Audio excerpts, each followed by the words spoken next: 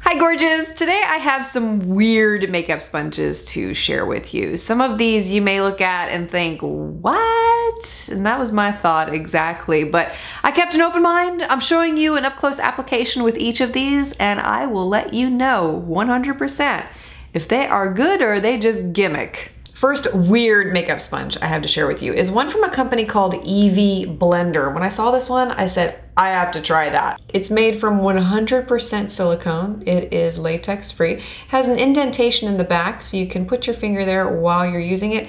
And if you look closely, if you're watching this in HD, you may be able to see it. The sponge has a texture that enables you to blend the makeup into the skin. And in the instructions here, which I am following for this little guy, it says the texture is what blends the makeup into the skin, not the amount of pressure that you use.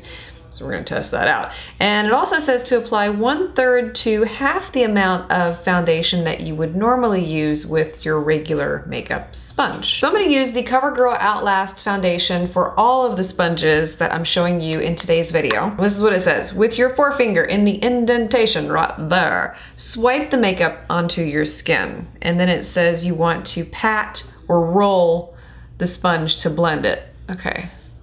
It also says, ooh, that's interesting. It feels very different against the skin. One of the other things it says too is a little bit of tackiness is normal and it helps with blending. So we are going to just roll it and I'm not applying much pressure. Oh, it's very different compared to a typical makeup sponge. A lot different. Well, here's the thing. I patted and I rolled and I did it until I felt like the foundation was blended in. But if you look closely, you can still see it's not blended. I'm gonna try to go back over it a little bit with that sponge using the same rolling method. And this is a really good foundation, by the way. It blends in and looks like skin, so it should not be sitting on the skin like that. Doesn't look natural. Good idea in theory, but didn't pan out very well. Next weird sponge I have to share with you is this little guy right here. You remember these? There were a lot of reviews going around on YouTube about these not too long ago. Look like chicken cutlets that you put in your bra for added cleavage. So I'm going to blend the makeup using this guy. Hopefully it's a little better than the last silicone sponge that we tried using. I'm using patting motions to blend it and not a whole lot of pressure. Let's see if I can swipe it. Yeah, no, you don't want to swipe it. It looks worse than this side if that's possible. You see closely right there, same kind of thing. Won't really blend into the skin. Sitting on top just looks awful. The next weird makeup sponge I have to share with you is from Essential Tools, and I found this at Walmart. It's called a feathered blending sponge. It has these cut out edges on top of the sponge, but other than that, it looks like your regular makeup sponge. And the way that you're supposed to use this is dip it into foundation, which I will be applying on the back of my hand here, and then stipple it onto your face to blend the makeup in. Now I've gone ahead and dampened the sponge because I personally can't envision using a makeup sponge dry for the best results. So just so you know, FYI. And I'm dipping the edges like so. And then we are going to stipple it. Well, it's very soft. It's not hard against the skin at all, which is very nice. Sometimes you don't know what you're gonna get with those Walmart sponges. That feathered tip is interesting, I have to tell you. It's almost like you have little tiny fingers running over your skin. It's very soothing, actually. And that's the first layer of it, which is not so bad. I'm going to attempt to apply another layer of foundation and see how that goes. And those are the final results with the feathered blending sponge. Beautiful, flawless finish. I love it. What I will tell you about this sponge though is that it's meant for a lighter weight application, and it does say that on the package too. So if you're looking for a heavy coverage application with this sponge, it won't work, because I noticed with the second layer it started to get heavier. It started to get harder to blend into the skin, and it just wasn't looking as natural as the first layer did. So like I said, lighter weight application with this one and you'll get a beautiful flawless finish, but if you continue to try and build the coverage, it'll start to look cakey and unnatural on the skin. Next weird makeup sponges I have to share with you are ones that are not so much weird, but practical. They make sense. These are from a small indie company called Gripless Beauty. They give you one for foundation, one for concealer, and I rushed to buy these because they made a lot of sense. You take the sponge, I'm gonna use 2 fingers here, and you take this little strap here and you Velcro it to your fingers.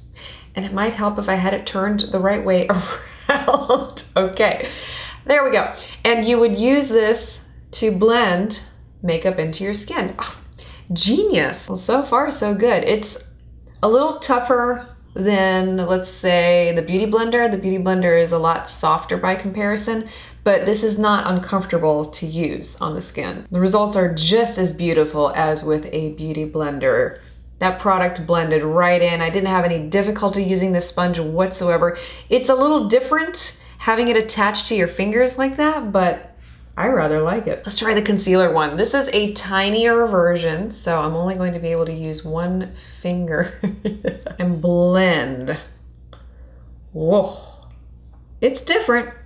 It's very different. Well, it did a pretty good job of blending concealer under my eye, but it's rather tiring on your hand to use 1 finger like that.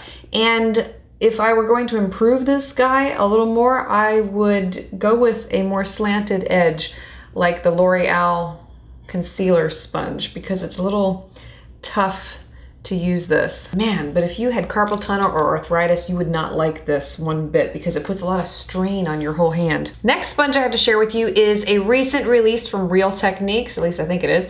This is their diamond sponge. I think it's their 10 karat diamond sponge. Looks like that. I like the idea behind this one, so I'm really interested to see how it's going to perform. If you've used the orange Real Techniques sponge before, same exact feeling on the skin. That was what I liked about this sponge, was all the different angles and sides and the pointed tip there that you could use for getting into tight areas. What is happening to my skin right now? What? Are you seeing this? What is that? I've never seen that before. It's almost as if the sponge is picking it up off of my skin. I don't know what that is. I'm gonna try a different foundation with this sponge because Real Techniques is really good. I don't want to give up on it. I'm gonna try a different foundation because I feel like that might be the culprit here. Attempt number 2 here. We're gonna go with the Tarte Rainforest of the Sea foundation, which is another one of my favorites. And use the sponge again to blend that in. Oh, it gets in nicely under the eye here too. I'm not using a concealer at the moment. I'm just basically seeing how it would perform. Looks really good. And there you go. Beautiful, flawless finish with the diamond makeup sponge. I'm gonna use this with concealer too under the eye because I have a feeling it's gonna be really great there. Oh, yep, It's that pointed edge. It gets in so beautifully under the eye, right into the inner corner. And the very last weird makeup sponge I have to share with you is not your typical run-of-the-mill makeup sponge that most people would look to for a foundation application. Natural Sea sponges. You would usually use these for bathing. When these are dry, they are very firm, and you can see what I mean here. But when you immerse them in water, they become very soft and pliable. But I've never used one for makeup application, so this will be a first. Gives your skin texture. You know what this reminds me of? It reminds me of when you want to create texture on your walls when you're painting. Well, I think I might have been duped by whatever I was watching that was using this for makeup application because, yeah, no. Beginning with the Natural Sea sponge, yeah, no. This is not good for makeup application. It may be good for bathing, but not for applying your foundation. The silicone sponges, the one that looked like a breast insert and the one that had the finger indentation, terrible. Both horrible for makeup application. I would say, based off of my experiences with both of these, skip the silicone in your sponges. Stick with an actual sponge and save the silicone for your boobs. The feather blending sponge. Now this is a very unique design, but it makes sense. And I did like the initial application with it and the final results with it. So one that is worth looking into and is not gimmicky. The diamond sponge from Real Techniques.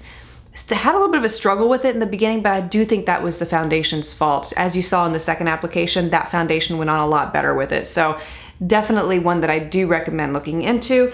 And finally, the one from the indie brand, Gripless Beauty, the one that you put on your finger. I liked the foundation one. I found that to be very easy to work with, and while it is a little stiffer than your regular makeup sponge, it did do a nice job in the application. I don't recommend the concealer one though, because like I said, it's a little more work than I feel like it's worth. Let me know what you thought about these weird makeup sponges, and if there is any other weird beauty tool, item, product that you would like to see me test here, you know I'm game. Just include the links below or the names, and I will be more than happy to look into them for you. Thank you so much for taking the time to watch. Please subscribe for more weird product reviews like this in the future, and I look forward to seeing you again next time.